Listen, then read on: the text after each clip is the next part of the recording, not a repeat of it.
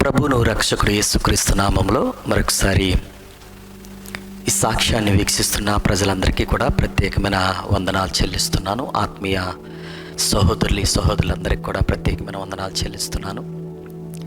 చాలామంది నన్ను అడుగుతున్నారు, అన్నా మరి ఇంత గొప్ప పరిచర్య మీరు చేస్తున్నారు కదా, దేవుడు చాలా బలంగా మిమ్మల్ని వాడుకుంటున్నాడు, మరి మీరు ఏ విధంగా ప్రభు మిమ్మల్ని రక్షించుకున్నాడు, ఏ విధంగా ప్రభు మిమ్మల్ని తన సేవలో పిలుచుకున్నాడు, అసలు మీ యొక్క జీవిత విధానం ఏంటి, ఫస్ట్ మీ జీవితం ఏ విధంగా ఉంది, ప్రభువుని తెలుసుకున్న తర్వాత మీ జీవితం ఏ విధంగా మారబడింది అనే విషయాలు అనేకులు నన్ను అడుగుతున్నప్పుడు, చాలా ప్రాంతాలు వెళ్తున్నప్పుడు దేవుని వాక్యంతో పాటు సాక్ష్యాన్ని కూడా పంచుకుంటున్నాను. ప్రియ సహోదరి, ప్రియ సహోదరులరా, యవన కాలంలో దేవుని చేత పట్టబడిన నా జీవితం ప్రభు యొక్క ఉన్నతమైన కృప ద్వారా అద్భుతమైన పరిచర్య చేయడానికి దేవుడు నాకు అవకాశం ఇచ్చాడు. ఫస్ట్ ఆఫ్ ఆల్ నా జీవితం ఏ విధంగా ఉండేదో మీకు సాక్ష్యాన్ని పంచుకోవడానికి ఇష్టపడుతున్నాను. దయచేసి శ్రద్ధగా మీరు ఈ సాక్ష్యాన్ని విని అనేక మందికి మీరు తెలియజేయాలని ప్రభు పెరట కోరుకుంటున్నాను. మేము పల్లెటూరు ప్రాంతానికి చెందిన వారిని, అంటే కే కోడపాడు అనే ప్రాంతము ఇక్కడ ఉందండి వైజాగ్లో. ఆ కోడపాడు అనే ప్రాంతానికి ఒక మామూలుగా ఉన్న ఒక పల్లెటూరు. ఆ ప్రాంతంలో మా నాన్నగారు, మా అమ్మగారు, మేము కుటుంబంగా అక్కడ ఉండేవారిమి. ఉన్న సమయంలో నాన్నగారు బట్టలు వ్యాపారం చేసేవారు. బట్టల వ్యాపారం అనగా ఒక షాప్ కాదండి, సామాన్యంగా సైకిల్ మీద బట్టల వ్యాపారం చేస్తూ మమ్మల్ని పోషించేవారు మా తండ్రి గారు. అయితే మేము ఆ ప్రాంతం నుంచి ఏ విధంగా వైజాగ్ మేము వచ్చాం విషయాల మీద నేను పంచుకోబోతున్నాను. ఈ బట్టల వ్యాపారం చేస్తున్నప్పుడు మా నాన్నగారు అనేక విధాలుగా అప్పుల పాలైపోయారండి. మా తల్లిదండ్రులకి మేము ముగ్గురు అన్నదమ్ములము.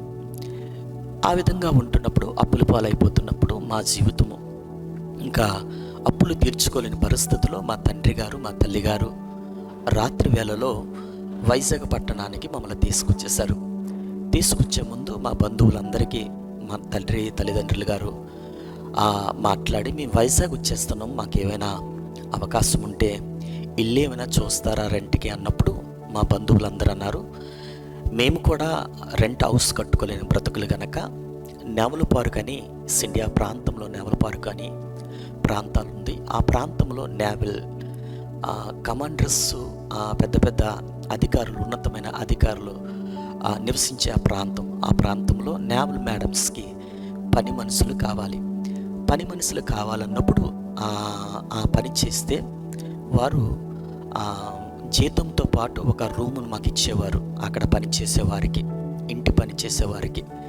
అలాంటి సమయంలో మరి నా తల్లిదండ్రులు నిరుపేద కుటుంబ సభ్యులు గనక పోషించే స్తోమత లేక అద్దె కట్టుకునే స్థితిలో లేనప్పుడు ఆ యొక్క మేడం ఇంట్లో మా అమ్మగారు ఫుల్ టైం పనికి జాయిన్ అయింది. ఫుల్ టైం అనగా మరి ఇంటి పని అంతా, ఇంట్లో ఉన్న ప్రతి సాకిరీ కూడా కష్టపడాలి, మా అమ్మగారు చేసేవారు. అలా కష్టపడుతున్న సమయంలో నెలవస్తుడికి కాస్త కోస్తం చిన్న జీతం ఇచ్చేవారు, మాకు రెంట్ లేకుండా ఇల్లు ఇచ్చేవారు. అలాగెళ్తున్న సమయంలో కొన్ని రోజుల తర్వాత నా తల్లిగారు హఠాత్తుగా మేడం ఇంట్లో పని చేస్తుండగా పడిపోతే, నా తల్లిగారికి వెంటనే ఆ హాస్పిటల్కి తీసుకెళ్ళి చెక్ చేస్తున్నప్పుడు మా తల్లిగారు చాలా భయంకరమైన పరిస్థితులకు వెళ్ళారు. ఎందుకంటే భయంకరమైన బ్లీడింగ్ నా తల్లికి అయిపోతున్నప్పుడు డాక్టర్ గారు చెప్పిన మాట ఏంటంటే, నా యొక్క తండ్రి గారిని పిలిచి, నీ భార్యకి కానీ నువ్వు రెస్ట్ ఇవ్వకపోతే మీ భార్య మీకు దక్కదు అనే విషయాన్ని మా తండ్రి గారికి, మా యొక్క తల్లిగారికి ఆ యొక్క డాక్టర్ గారు చెప్పడం జరిగింది. వెంటనే ఆ మాట విని మా నాన్నగారు వెంటనే ఒక నిర్ణయం తీసుకొని నేవలపార్క్ నుంచి మలకాపురం ప్రాంతంలో కొండ మీద రెంట్ 230 రూపాయలు అద్దెకి తీసుకొని అక్కడ ఒక చిన్న స్థలాన్ని మా నాన్నగారు చిన్నది తీసుకొని ఆ రెంట్ కట్టుకుంటూ మా యొక్క జీవనోపాధి కంటిన్యూ చేస్తుండేవారు. అలాంటి సమయంలో మా మధ్యనియ, రెండో అన్నయ్య, మీ ముగ్గురు అన్నదమ్ములు కనుక రెండో అన్నయ్య పరలోక రాజ్యానికి వెళ్ళిపోయాడు. అయితే ఈ నేవలపార్కులో ఉన్నప్పుడే మేము ప్రభువుని తెలుసుకున్నామండి. ఎలాగా నేవలపార్కులో ఉన్నప్పుడు ప్రభువును తెలుసుకున్నామంటే, మేముంటున్న ప్రాంతంలో ఒక తల్లిగారు ఆ తల్లిగారు మాకు యేసు ప్రభు గురించి సువార్తను ప్రకటించి మాకు ఆకలేస్తున్నప్పుడు కానీ మాకు బహు వేదనతో చెందుతున్న సమయంలో ఆ తల్లిగారు మాకు ఆహారం పెట్టేది. మా కుటుంబం అంతటిని కూడా ఆ తల్లి చాలా ఎక్కువగా చూసుకుంటూ మా తండ్రిని అన్నయ్య అని, మా అమ్మగారిని వదినమ్మ అని చక్కగా తల్లిగారు తన కష్టార్జితలో మాకు ఇచ్చి పోషించి మాకు సత్యాన్ని ప్రకటించడం జరిగింది. అలాంటి సమయంలో నెవలపరకులో ఉన్నప్పుడే మా అమ్మగారు పని చేస్తున్నప్పుడు 11 గంటల సమయంలో వారికి రెస్ట్ ఇస్తారండి. ఒక పావు గంట టీ టైం అంటారు. ఆ టీ టైంలో నేవల మేడం గారు కాస్త టీయా ఒక 3 రొట్టె ముక్కలు ఇచ్చేవారు. బ్రెడ్ పీసెస్ ఇచ్చేవారు.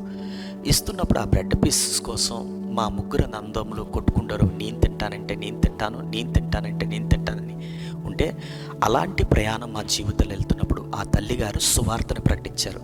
ప్రభువును తెలుసుకున్నాం. అయితే మేము అక్కడి నుంచి బయటకు వచ్చిన మేము ఒక సంఘానికి కట్టుబడి ఉండి ఆ సంఘములో మేము వెళ్ళేవారమే. అంటే నా ఇంట్లో అందరూ వెళ్ళేవారు కానీ నేను వెళ్ళేవాడిని కాదు. అలాంటి సమయంలో దేవుని మహాకృపతో ఈ యొక్క మలకాపుర ప్రాంతంలోకి వచ్చిన తర్వాత నా జీవితము, నా యొక్క విధానం, అన్ని విషయాలు మీతో నేను పంచుకుంటున్నాను. వెళ్తున్న సమయంలో రెండో అన్నీ చనిపోయాడు. అయితే మా జీవితాలు అలాగున్న సమయంలో నేను 10th క్లాస్కి వచ్చానండి. 10th క్లాస్కి వచ్చిన తర్వాత 10th క్లాసు 2 సబ్జెక్టులు ఫెయిల్ అయిపోయాను. స్టిల్ ఇప్పుడు దాకా కూడా నేను 2 సబ్జెక్టులు పాస్ అవ్వలేదు. నాకు ఇంగ్లీషు, మ్యాథ్స్ అంటే చాలా భయం. నేను 10th క్లాస్ ఫెయిల్ అయిపోయాను. అలాంటి సమయంలో నేను వెల్డింగ్ వర్క్కి నేర్చుకోవడానికి షిప్ యార్డ్ కంపెనీలో జాయిన్ అయ్యాను. షిప్ యార్డ్ కంపెనీలో జాయిన్ అయినప్పుడు నా తల్లిదండ్రులకు అనేవాడిని, అమ్మా నాన్న, దయచేసి నేను కష్టపడి ఏదో ఒక విధంగా మిమ్మల్ని పోషిస్తాను, మీరు పనికి వెళ్ళొద్దని నా తల్లిదండ్రులకి నేను చెప్పేవారిని. నా తల్లిదండ్రుల్లో నా తండ్రి లేబర్ పని చేసేవాడు. నా తల్లి క్యారేజ్ పట్టుకొని నా తల్లి కూడా కూలి పనికి వెళ్ళేది. ఇలాంటి సమయంలో నా గురి ఏముండేదంటే నేను కష్టపడాలి, నా కుటుంబాన్ని నేను పోషించాలి, ఏ విధంగా నా చేతుని ఉండాలి అనే ఆలోచన కలిగేవాడిని. అయితే సోమవారం నుంచి శనివారం దాకా నా తల్లిదండ్రులు, నా కుటుంబ సభ్యులు పనిచేసి ఆదివారం మధ్యాహ్నం మా చర్చు 2 గంటల నుంచి 4 గంటల దాకా ఆ చర్చ్కి వెళ్తుండేవారు. కానీ నేను మాత్రం చర్చ్కి వెళ్ళేవాడిని కాదు, నాకు ఇంట్రెస్ట్ ఉండేది కాదు. అలాంటి సమయంలో నేను ఉంటున్న ప్రాంతంలో ఎక్కువగా నేను లోకానుసారంగా కొంతమంది వ్యక్తులతో తిరుగుతూ లోకంలో బాగా తిరిగేవాడిని. అలాంటి సమయంలో నేను వెల్డింగ్ నేర్చుకున్నప్పుడు ఆ వెల్డర్ దగ్గర నేను అన్నాను, అన్నా నేను వెల్డింగ్ బేగా నేర్చుకొని విదేశాలు వెళ్ళాలి అని ఆలోచించి విదేశాలు వెళ్ళి బాగా సంపాదించి నా తల్లిదండ్రులని నేను పోషించాలన్నా, నా తల్లిదండ్రులకి నేను చక్కగా సపోర్ట్గా ఉండాలి అన్నప్పుడు ఆ యొక్క వెల్డర్ నాతో అనే మాట ఏంటంటే, నువ్వు ఫుల్ ఇస్తే ఫుల్గా నేర్పుతాను, ఆఫ్ ఇస్తే ఆఫ్గా నేర్పుతాను అన్నాడు. అంటే ఆ మాట మీకు అర్థమైందో లేదో నాకు తెలియదు, కానీ వాడు పక్క తాగుబోతాడు.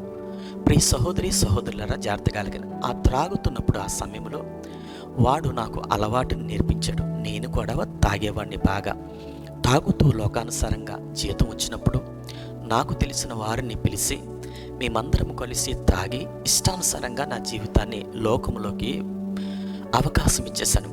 నా తల్లిదండ్రులు అనేవారు, అన్నదమ్ములలో పెద్దన్న బాగున్నాడు, రెండో అన్ని పరలోక రాజ్యానికి వెళ్ళిపోయాడు, నువ్వెందుకు ఇలా తయారయ్యావు అనుకుని నా తల్లిదండ్రులను చూసి చాలాసార్లు బాధపడే రోజులు, సందర్భాలు కనబడ్డాయి. నేను త్రాగి తందనాలాడి చర్చ్కి వెళ్ళేవాడిని కాదు, దేవుణ్ణి అంటే ఎరిగేవాడిని కాదు. మాకు పరిచయం చేసిన తల్లిగారు కూడా చాలాసార్లు అనేవారు, చర్చ్ కిందకి రావట్లేదన్నా నాకు ఇంట్రెస్ట్ ఉండేది కాదు, చర్చ్ అంటే నేను మందిరానికి రాను అనే ఆలోచన కలిగిన వాడిని. అలాంటి సమయంలో నా జీవితం ఇష్టానుసారంగా లోకానికి, త్రాగుడికి, లోక స్నేహానికి, భయంకరమైన స్థితికి అడక్ట్ అయిపోతూ లోకమే ఎంజాయ్ అంటూ లోక పాపంలో జరురుకుంటూ లోక విషయంలో పరిగెత్తుతున్నవాడిని. ఎందుకంటే నేను జిమ్ చేసేవాడిని, కాస్త కోస్త ఒళ్ళు ఉండేది.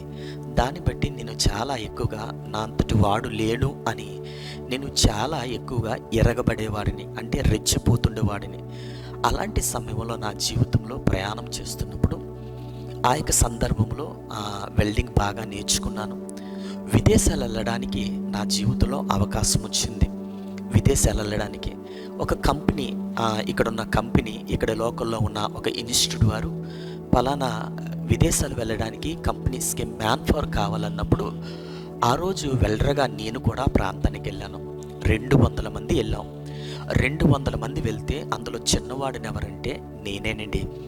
అలాంటి సమయంలో వెళ్తున్న సమయంలో అందరూ నన్ను చూసేవారు. అన్నారు, మేము ఎక్స్పీరియన్స్ కలిగిన వారమే, అంటే విదేశాల నుంచి రిటర్న్ అయిన వారమే, మేము ఈ కంపెనీకి సెలెక్ట్ అవుతాము.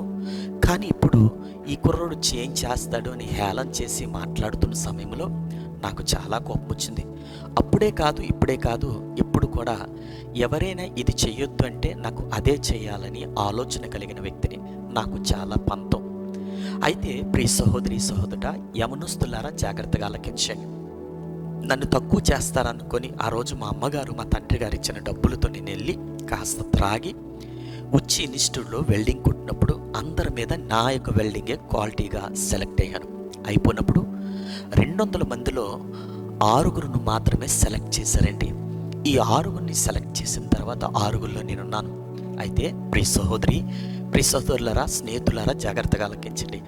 ఈ ఆరుగురిలో నేను కూడా సెలెక్ట్ అయ్యాను. వెంటనే మెడికల్కి ఒక 10 రోజుల తర్వాత మెడికల్కి పంపిస్తున్నప్పుడు ఇక్కడేంటి కేజెస్ డౌన్లోని త్రిపుర మెడికల్ సెంటర్ ఉంది. ఆ యొక్క సెంటర్లోకి వెళ్ళినప్పుడు అక్కడ టెస్ట్లు అయ్యాయండి. టెస్ట్లు అయినప్పుడు సాయంకాలం రిపోర్ట్స్ వచ్చాయి. ఆ రిపోర్ట్స్ పట్టుకొని ఇన్స్టిట్యూట్కి వచ్చాం. మరుసటి రోజు వచ్చిన సంఘటన ఏంటంటే, ఇన్స్టిట్యూట్ నుంచి నాకు వచ్చిన ఫోన్ ఏంటంటే, దయచేసి మీరు రండి అంటే నేను అనుకున్నాను మెడికల్ అయిపోయింది కదా, విదేశాలు వెళ్ళడానికి ఏమో, అందుకే కదా డబ్బులు కట్టడానికి ఏమో పిలుస్తున్నారు అనుకుని నేను చాలా సంతోషంతో వెళ్తూ అమ్మా నాన్నకి చెప్పాను, నేను సెలెక్ట్ అయిపోయాను, మెడికల్ కూడా అయిపోద్ది, డబ్బులు రెడీ చేసుకొని కట్టి విదేశాలు వెళ్ళి మీకు నేను పోషిస్తాను అని నా తల్లిదండ్రులతో నేను మాట్లాడాను. వెళ్ళగానే ఇన్స్టిట్యూట్లో 6గురిలో ఒకరే మాత్రమే ఫెయిల్ అయ్యారు, 5గురు సెలెక్ట్ అయ్యారన్నారు. అప్పుడు నేను అనుకున్నాను, నాకు మంచి బాడీ ఉండేది, ఓకే పర్వాలేదులే, ఎవరో కదా, నేను మెడికల్ అన్ఫిట్ అవ్వను అనుకున్నాను. కానీ 6గురిలో నేను ఒక్కడ మాత్రమే మెడికల్ అన్ఫిట్ అయిపోయాను. ప్రియ సహోదరులారా జాగ్రత్తగా ఆలకించండి. అన్ఫిట్ అయిపోయినప్పుడు వెంటనే ఇన్స్టిట్యూట్ వారికి క్లయింట్ ఫోన్ చేసి, ఆ కుర్రవాడు కొట్టే వెల్డింగ్ నాకు చాలా నచ్చింది, ఏంటి ప్రాబ్లం ఊపిరితిత్తులో అని ఒకసారి ఆయన నాకు ఆ యొక్క క్లయింట్ ఆ ఇన్స్టిట్యూట్కి చెప్పినప్పుడు, ఆ ఇన్స్టిట్యూట్ కేజెస్ దగ్గర ప్రేమ్ కుమార్ అని ఊపిరితిత్తుల స్పెషలిస్ట్, అక్కడికి నా అన్నదమ్ముడు నన్ను తీసుకెళ్ళడం జరిగింది. అక్కడికి తీసుకెళ్ళిన తర్వాత చెక్ చేసిన తర్వాత స్కాన్, ఆ యొక్క ఎక్స్రే ఆ యొక్క ప్రాంతంలో చెక్ చేసి అన్నారు, ఈ కుమారుడు విదేశాలు వెళ్ళడానికి అవకాశం లేదు, లైఫ్లో ఈ కుమారుడు విదేశాలు వెళ్ళడు అనే మాట మెడికల్ అన్ఫిట్ అని చెప్పారు. నాకు అర్థం అవ్వలేదు, ఎందుకు ఇలా చెప్పాడా, ఎందుకు ఇలా జరిగిందా అని ఆలోచించినప్పుడు నేను బయటకు వచ్చేసాను. డాక్టర్ గారు నా అన్నదమ్ముతో చెప్పాడు, కంటిన్యూగా వెల్డింగ్ కానీ కుమారుడు చేస్తే ఈ కుమారుడికి ప్రాణహాని జరుగుతుంది అనే విషయాన్ని ప్రభు ఆ రోజు ఆ కుమారుడు ఆ యొక్క డాక్టర్ గారు చెప్పడం జరిగింది. ఎప్పుడైతే ఆ కుమారుడు డాక్టర్ గారు చెప్పారో, నా అన్నదమ్ముడు నా తల్లిదండ్రులకు చెప్పారు, రెండోవాడు ఎలాగా చనిపోయాడు, మూడోవాడిని కూడా మనం దూరం చేసుకుంటామని అన్నప్పుడు ఆ రోజు నేను చాలా ఏడ్చానండి. ఎప్పుడూ నేను ఇతరులు ఏడిపించేవాడిని, ఇతరులు బాధపెట్టే నేను కూడా ఏడ్చాను. నిజమే కదండి. కొన్నిసార్లు మన దైనందిన జీవితంలో ఎప్పుడు కూడా మనం ఇతరులు ఏడిపించి నాకేంటి అనుకుంటాం, కానీ ఒకరోజు ఎలాంటి వ్యక్తి అయినా ఏడ్చే రోజులుంటాయి, బాధపడే రోజులుంటాయి, రోధించే రోజులుంటాయి. అనుభవాన్ని దేవుడు నాకు ఆ రోజు నేర్పించాడు. అప్పుడు నేను అనుకున్నాను, అమ్మ ఒడిలో పడుకొని, అమ్మ నేను ఏది సాధించలేను, ఇంక నా బతుకు అయిపోయింది, ఇక ఇంత అనుకొని ఆ రోజు నుంచి నేను భయంకరంగా త్రాగడం మొదలుపెట్టాను.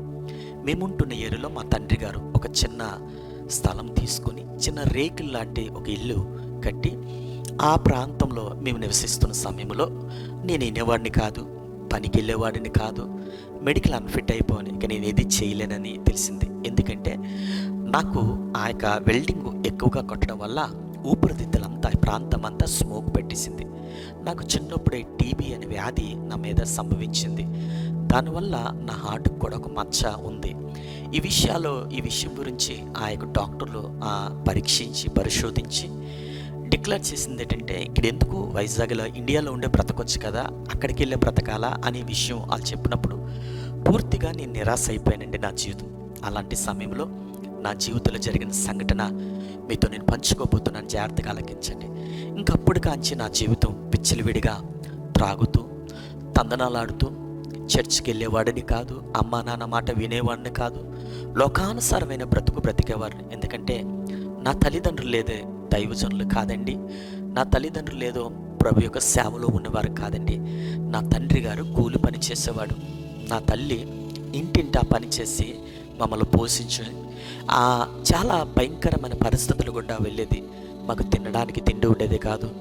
ఒక్కొక్కసారి బట్టలు కూడా ఒక మంచి బట్టలు వేసుకోవడం మాకు తెలియదండి. అలాంటి భయంకరమైన పరిస్థితులు ఉన్నప్పుడు నన్ను చూసినప్పుడు నా ఇంట్లో వాళ్ళందరూ కూడా చాలా బాధపడేవారు. ఏంటి రాజు జీవితం ఎలాగైపోతుంది, వీడు వినట్లేదంటే నేను విడేవాడిని కాదు, మూర్ఖంగా ప్రవర్తించేవాడిని, లోకానుసారంగా వాడిని, త్రాగేవాడిని. ప్రియ సహోదరి సహోదరులరా, జాగ్రత్తగా ఆలకించండి. అలాంటి బ్రతుకు ఉన్నప్పుడు సమయంలో నా జీవితంలో ఒక సంఘటన జరిగింది. పరిశుద్ధాత్మ దేవుడు మనతో మాట్లాడుతున్నాడు, జాగ్రత్తగా ఆలకించండి. మా ఏరియాకి ఒక అక్కగారు వాక్య పరిచర్య చేయడానికి వచ్చింది. వాక్య పరిచర్య చేయడానికి వస్తే ఆ రోజు 2007 8వ నెల 15వ తారీఖున అక్క వచ్చి ఇక్కడ ఈ లోకల్లో ఉన్న ఒక సంఘంలో సువార్తను ప్రకటించడానికి వచ్చిన తర్వాత రాత్రి 11:30 అయిందండి. ఆ 11:30కి అక్క మా ఇంటికి వచ్చి నాకు ఇంటికి దేబెట్టవా అనుకొని అక్క ప్రయాసపడి నన్ను అడుగుతున్నప్పుడు నేను అన్నాను, అక్క నేను త్రాగినున్నాను అక్క, నేను ఎలాగొచ్చి నేను దేబెడతానన్నప్పుడు అక్క నన్ను ఒత్తిడి చేయడం వల్ల నేను తీసుకెళ్ళానండి. అదే 2007 8వ నెల 16వ తారీఖున, అంటే 15వ తారీఖున రాత్రి వచ్చింది. ఆ 16వ తారీఖున అర్ధరాత్రి 12:30కి అక్కని వాళ్ళ ఇంటికి నేను తీసుకెళ్ళడం జరిగింది.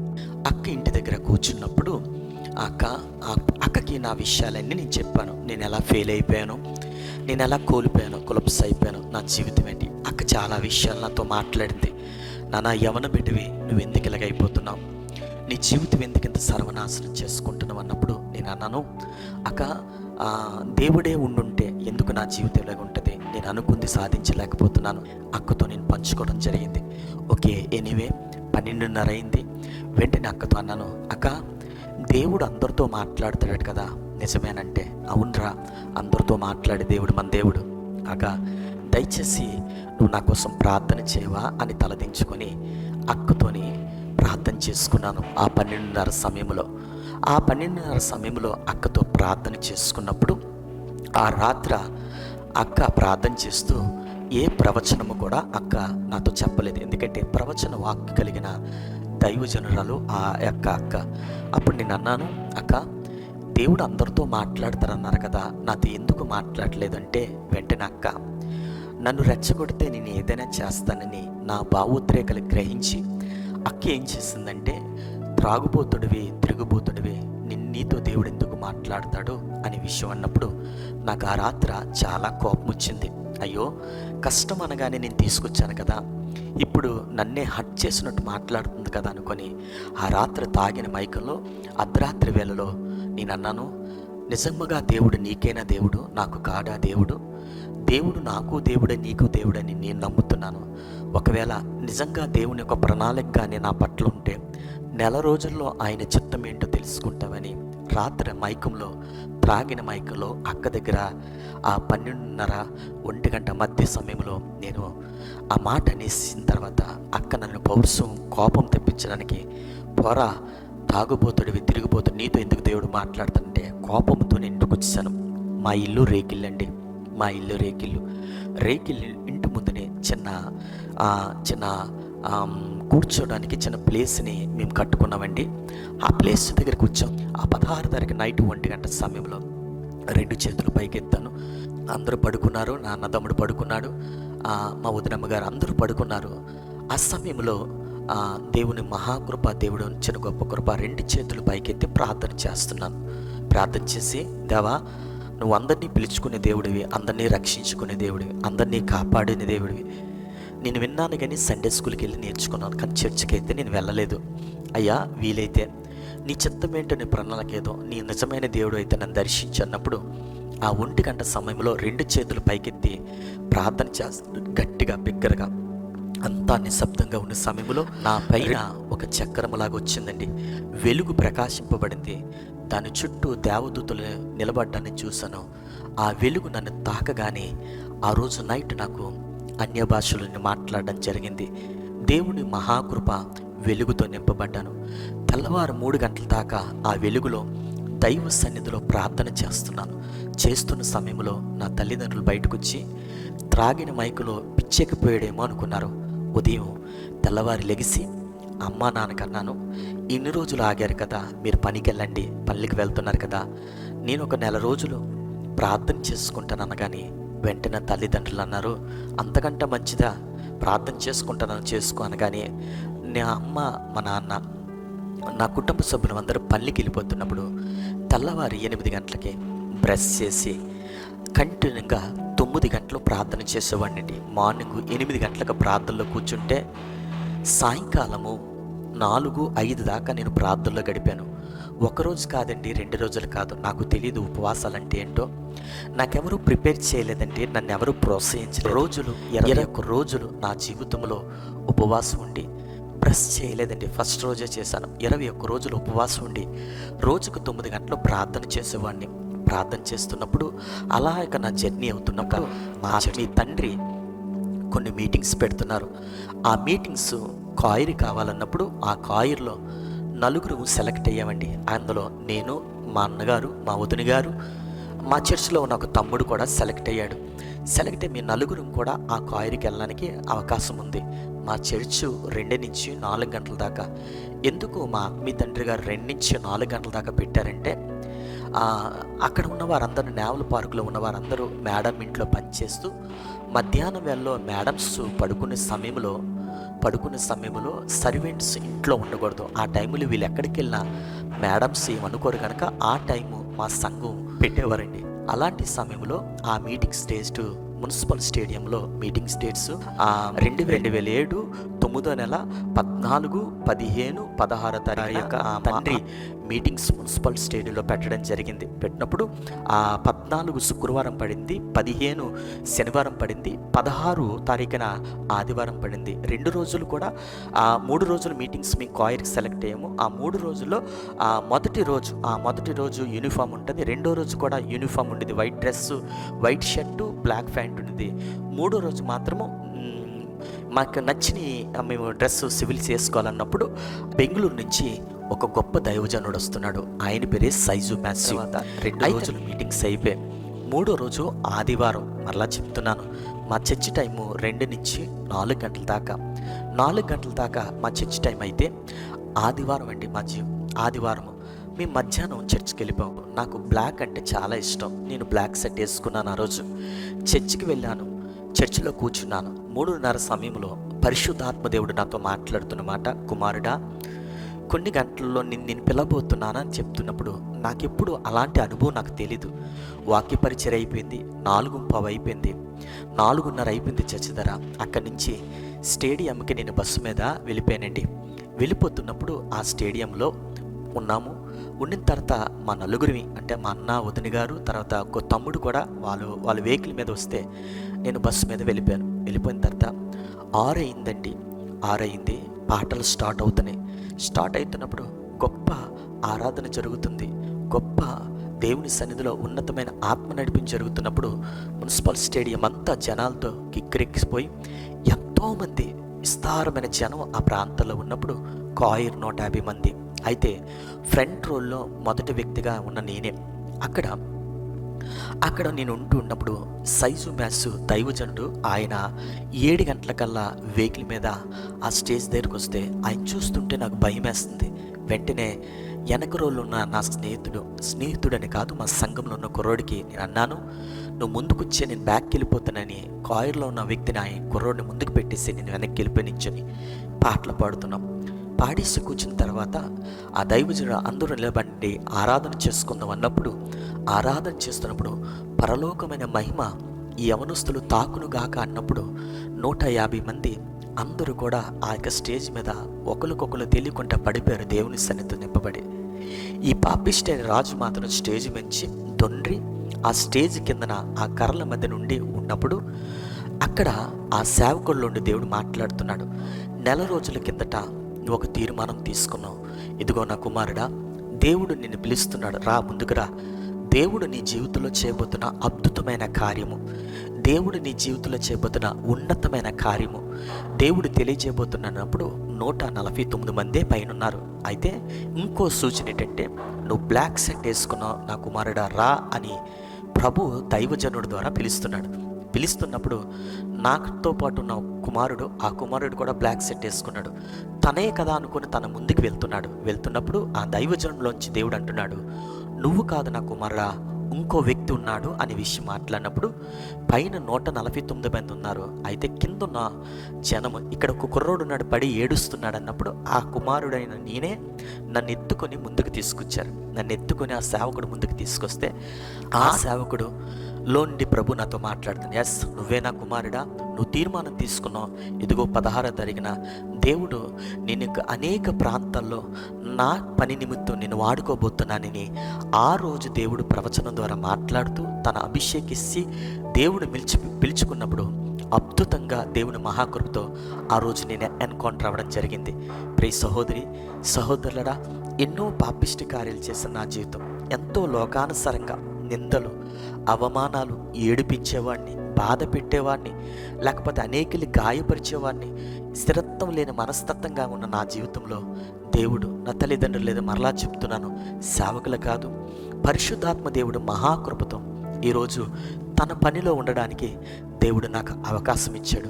ఆ రోజు పిలుచుకున్నాడు దేవాది దేవుడు. 2010-11 మధ్యలో నేను ఫుల్ టైం పరిచర్యకి రావడం జరిగింది. అప్పుడు నుంచి ప్రభు మహాకృపతో ఉన్నతమైన సభలు దేవుడు ఉన్నతమైన కృప ద్వారా ఇప్పటికి నాకు తెలిసిన మట్టుగా ఒక 5,000 పైగా సభలు మాట్లాడడానికి దేవుడు ఏర్పాటు చేశాడు. ఏ ఏరియాలో అయితే త్రాగుబోతుగా తిరిగేవాడనో, ఏ ఏరియాలో అయితే తిరుగుబోతుగా తిరిగేవాడనో, ఏ ఏరియాలో అయితే ఈ రాజు వేస్ట్ అన్నారో అదే ఏరియాలో దేవుని వాక్యాన్ని పట్టుకొని ప్రయాణం చేస్తున్నాను. అదే ఏరియాలో దేవుని నామాన్ని గురించి ప్రకటన చేయడానికి దేవుడు అవకాశం ఇస్తున్నాడు. మరలా చెప్తున్నాను, సహోదరి సహోదరులారా, యవనస్తులారా, నీ జీవితం కూడా నాలాగా ఫెయిల్ అయిపోయిందా? నీ బ్రతుకు కూడా ఇలాంటి ఓటముల మీద ఉందా? నువ్వు కూడా అందరి చేత వెలివేయబడిన వ్యక్తిగా ఉన్నావా? నీ జీవితం కూడా గుర్తింపు లేదా? నీ కన్నవారు అవ్వచ్చు, నిన్ను ప్రేమించేవారు అవ్వచ్చు, నిన్ను కట్టుకునేవారు అవ్వచ్చు, నీతో కలిసి ఉన్నవారు అవ్వచ్చు, నిన్ను ఒంటరివారు చేశారా? నా జీవితాల్లో ఇలాంటి అనుభవాలు ఎన్నో ఉన్నాయండి. దేవుని మహాకృప, ఏ ఏరియాలో అయితే 230 రూపాయలు అద్దె కట్టలేక మేము చాలా బాధపడ్డామో అదే ఏరియాలో దేవుడు తన నామాన్ని గణపరచడానికి, దేవుడు తన కృపను చూపించడానికి, దేవుడు తన గొప్పతనాన్ని చాటి చెప్పడానికి దేవుడు అద్భుతమైన మందిరాన్ని ఆ ప్రాంతంలోనే దేవుడు కట్టుకోవడం జరిగింది. దేవుడు అనేక ప్రాంతాల్లో దేవుడు బహుబలంగా నన్ను వాడుకుంటున్నాడండి. కేవలం దేవుని యొక్క మహా ఉన్నతమైన కృప మాత్రమే. నాకు ఎవరూ ఎంకరేజ్ చేయలేదు, నా కుటుంబమే నన్ను ఎంకరేజ్ చేసింది.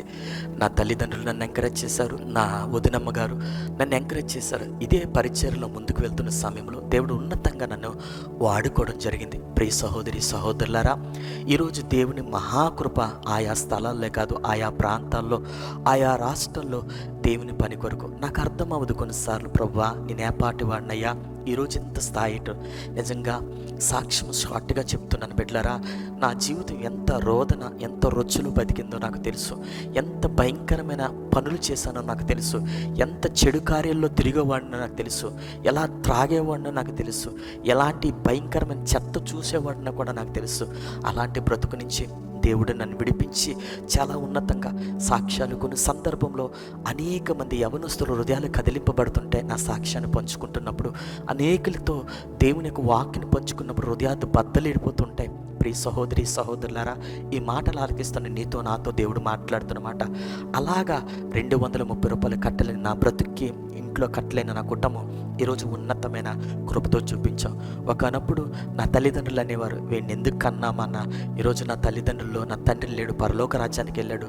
నా తల్లి చెప్పుకుంటుంది, చక్కటి బిడ్డని దేవుడు నాకు ఇచ్చాడని. ఈరోజు గొప్ప విశేషం అంటే నా ఇంటి వారందరూ కూడా, నా అన్నదమ్ములతో సైతం కూడా సేవలో ఉన్నారండి. ఈ రోజుల్లో నా తల్లిదండ్రులు ప్రభు యొక్క పనిలో లేరు, నా తల్లిదండ్రులు ప్రభు పరిచర్యలు లేరు, కానీ వారు చేసిన ప్రార్థన, వారి కన్నీరు కార్చిన కన్నీరు ఈరోజు తన సేవలో తన దీన సేవకుడైన నన్ను దేవుడు వాడుకోవడం జరుగుతుంది.